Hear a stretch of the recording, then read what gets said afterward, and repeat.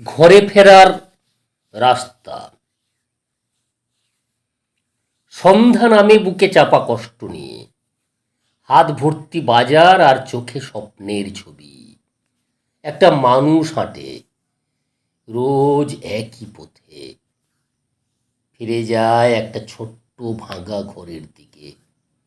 মেয়ে বলে, বাবা আজ মাংস হবে। সে হেসে বলে, হবে রে, একটু দেরি হবে। বাজারে দাম দেখে বুকটা ফেটে যায়, তবু হাসিটা ঠিক মুখে রাখে, বুক ভিজে যায়। ছেঁড়া পকেট তবু হৃদয়ে রাজা, ভাঙা জুতোয় লুকিয়ে রাখা হাজারটা আশা।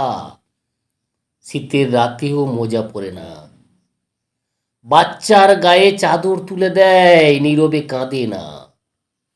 দুনিয়া ভাবে ও তো সাধারণ লোক, কিন্তু ঈশ্বর জানে ওই সবচেয়ে অদ্ভুত এক বীর যোদ্ধা।